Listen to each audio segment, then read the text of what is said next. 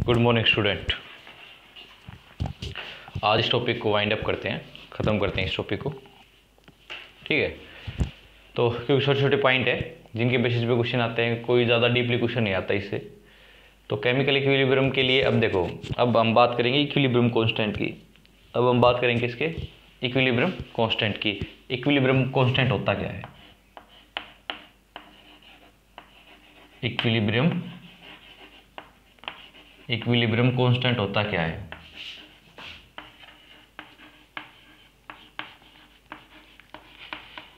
ये केवल reversible reaction के लिए लिखा जाता है। इक्विलिब्रियम मतलब स्टेज इक्विलिब्रियम पे कब आती है? जब रेट ऑफ फॉरवर्ड किसके बराबर आ जाए?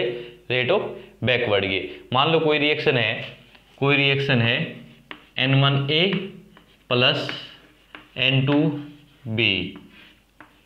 ये क्या है?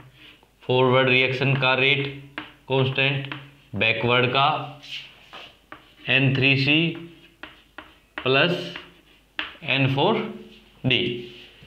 तो इक्विलिब्रियम पे क्या आ जाएगा? एट इक्विलिब्रियम पे क्या आ जाएगा?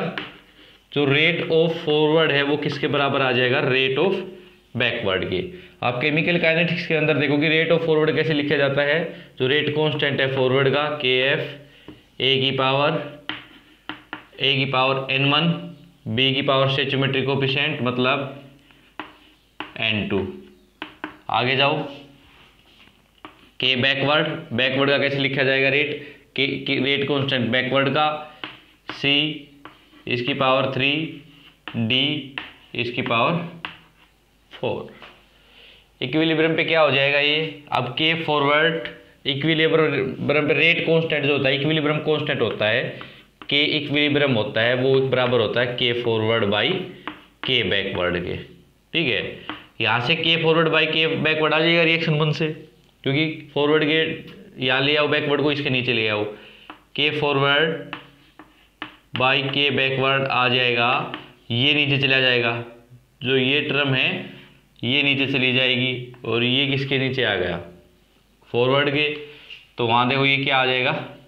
C की पावर N3 D की पावर N4 A की पावर N1 B की पावर N2। ये मेरा क्या आ गया? Equilibrium constant. आपको याद रखना है कि इक्विलिब्रियम जो कांस्टेंट है वो क्या होता है? प्रोडक्ट ऑफ कंसंट्रेशन ऑफ, जो प्रोडक्ट की कंसंट्रेशन होती है वो उसकी स्टोइचियोमेट्रिक कोएफिशिएंट डिवाइडेड बाय में रिएक्टेंट की जो कंसंट्रेशन होती है वो और उसकी स्टोइचियोमेट्रिक कोएफिशिएंट। ये किसके बराबर होता है? K equilibrium. एक बार मैं क्लियरिटी चेक कर लूं।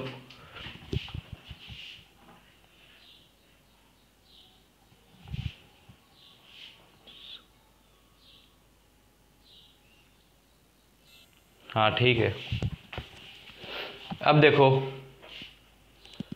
मिटा दे इसको।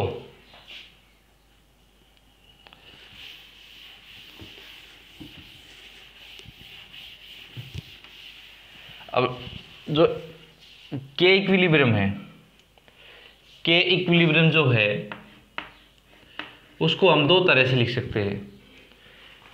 एक तो लिखते हैं KC और एक लिखते हैं KP। KP की फॉर्म में लिखते हैं, KC की फॉर्म में लिखते हैं। ऐसा कब लिखते हैं? KC तब लिखते हैं जब हमारा कंसंट्रेशन रिएक्टेंट की या प्रोडक्ट की, एक्चुअल में क्या होता है, जो ये कंसंट्रेशन लेते हैं ना, ये उनका एक्टिव मास होता है। जैसे मैंने लिया था C की पावर N3 D की पावर N4। ये क्या है? एक सबसे एक्टिव मास है कि कितना चेंज हो रहा है उसके अंदर, रिएक्शन के अंदर। ठीक है, एक्टिव मास मतलब कि कोई भी रिएक्टेंट है वो प्रोडक्ट के अंदर, अगर रिएक्टेंट की बात करूं तो वो प्रोडक्ट के अंदर कितना जा रहा है, मतलब कितना चेंज हो रहा है। अगर सॉलिड और प्योर लिक्विड की बात करें तो उसका चेंज क्या होते हैं? नॉर्मली कांस्टेंट उनका एक्टिव मास क्या होता है? 1। तो मतलब एक्टिव मास एक्चुअल में होता क्या है कि किसी भी स्पीशीज का रिएक्शन के दौरान कितना इन्वॉल्वमेंट है वो क्या है? उस स्पीशीज का एक्टिव मास है। ठीक है, किसी भी स्पीशीज का रिएक्शन के दौरान कितना इन्वॉल्वमेंट है वो उसका क्या है? एक्टिव मास है। तो अगर वो एक्टिव मास हम कंसंट्रेशन की फॉर्म में लिखेंगे तो वहां लिख देंगे Kc। अगर अगर हमारे पास रिएक्टेंट के अंदर प्रोडक्ट के अंदर अगर हमारे पास जो स्पीसीज है वो सभी क्या गैसियस स्पीसीज है, तो वहां पे क्या लिख देंगे, Kp लिख देंगे। अगर क्या है हमारे पास जितनी भी स्पीसीज गैसियस हैं तो वहां पे हम क्या लिख देंगे, Kp लिख देंगे। अगर स्पीसीज हमारे पास क्या है, मतलब सॉलिड लिक्विड का तो एक्टिव मास, ठीक है, प्योर सॉलिड और लिक्विड का तो एक्टिव मास क्या है, वहां पे क्या लिखेंगे हम 1 लिखेंगे एक्टिव मास। बट अगर एक्वा सॉल्यूशन है उसके अंदर भी तो लिक्विड है, वहां पे हम क्या किसके टर्म में लिखेंगे, कंसंट्रेशन की टर्म में, Kc की टर्म में लिखेंगे। अगर क्या है मान लो स्पीसीज हमारी मान लो एक्वस है तो वहां क्या लिख दिया हमने, Kc लिख दिया, वहां Kp नहीं लिखेंगे। और आपको एक बात और याद रखनी है, Kp की जहां हम Kp लिखते हैं वहां Kc भी लिख सकते हैं, जरूरी नहीं है हम Kp लिखे। अगर हमारे देखो PV इजिकल टू, इसके अंदर देखो क्या होता है, PV is equal to nRT, volume को नीचे लेके जाओ, P इजिकल टू N/V/RT और number of moles of solute, volume of solution, ये किसके बराबर हो गया, कंसंट्रेशन के बराबर हो गया, मतलब मोलरिटी CRT। तो जो प्रेशर है वो डायरेक्टली प्रोपोर्शनल है किसके, C के। तो जहां हम प्रेशर लिख सकते हैं वहां हम क्या कर सकते हैं, कंसंट्रेशन भी लिख सकते हैं। पर ऐसा होता है मोस्ट प्रोबेबली हम क्या लिखते हैं, जहां सारी स्पीसीज हमारे पास क्या है, गैसियस स्पीसीज है, जहां पे हमारे पास सारी स्पीसीज क्या है, गैसियस, वहां पे हम क्या लिखेंगे, Kp लिखेंगे उसका। ठीक है, Kc लिख सकते हैं, कोई प्रॉब्लम नहीं है। बट नॉर्मली क्या करते हैं वहां पे ज्यादातर क्या लिखते हैं, कोई एग्जांपल देखता हूं Kp कैसे लिखते हैं।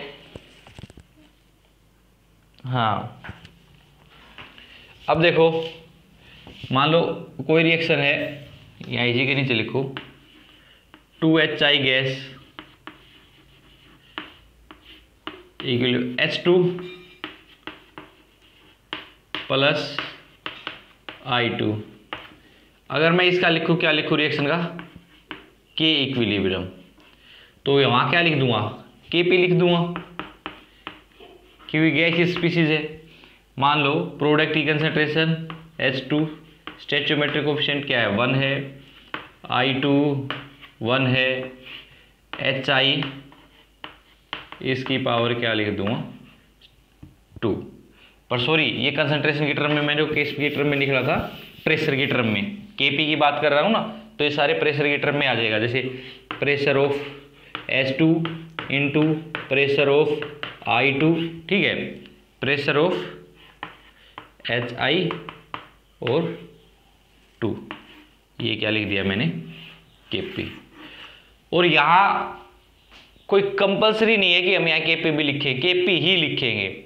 हमें पता है प्रेशर कंसंट्रेशन की प्रोपोर्शनल है, तो हम केस में ये भी लिख सकते हैं, आपको कहीं ये भी लिखा दिखाई दे सकता है कि H2 की कंसंट्रेशन, I2 की कंसंट्रेशन, HI की कंसंट्रेशन की पावर 2। एक मिनट, ठीक है, फिर कर लोगे ऐसा। देखो तो फिर अब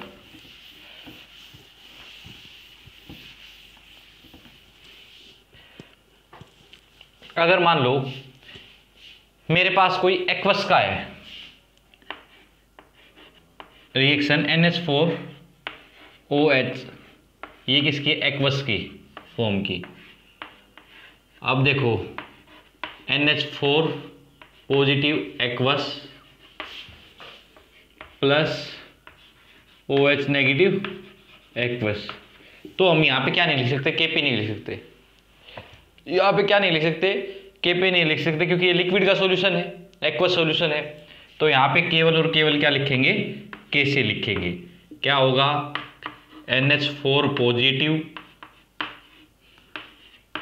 OH negative by NH4 OH। ठीक है, अगर किसी रिएक्शन के अंदर सॉलिड है या गैस है, जैसे मैं बात करूं CaCO3, ये सॉलिड है, ये किस में गया CaO सॉलिड में प्लस CO2 गैस, ये क्या है CO2 गैस। मैंने बताया था प्योर सॉलिड और प्योर लिक्विड कहीं भी हो तो उसका क्या हो जाएगा एक्टिव मास 1। तो यहाँ पे हमारे पास क्या बच गया केवल CO2 जो क्या है गैसियस, तो हम यहाँ पे क्या लिख देंगे Kp, क्या लिख देंगे Kp प्रेशर ऑफ CO2। ठीक है, और हाँ यहाँ पे Kc भी लिख सकते हैं, या बताया मैंने जहाँ पे Kp लिख सकते हैं वहाँ Kc भी लिख सकते हैं, पर मोस्ट प्रोबेबली क्या लिखेंगे Kp लिखेंगे। ठीक है, ये हम इसको ऐसे भी लिख सकते हैं, इसको हम ऐसे भी लिख सकते हैं CO2। आई ना कितना सिंपल है भाई, देखना है अगर आपके पास एक्वा सॉल्यूशन है तो Kc लिख दो, अगर गैसेस है Kp लिख दो, Kc लिख दो, कोई ज़्यादा प्रॉब्लम नहीं है। मोस्ट प्रोबेबली क्या कर लिख देंगे हम Kp लिखेंगे। ठीक है, कुछ मैं आपको रिएक्शन दे देता हूँ, आप उनका Kp Kc लिख के देखो।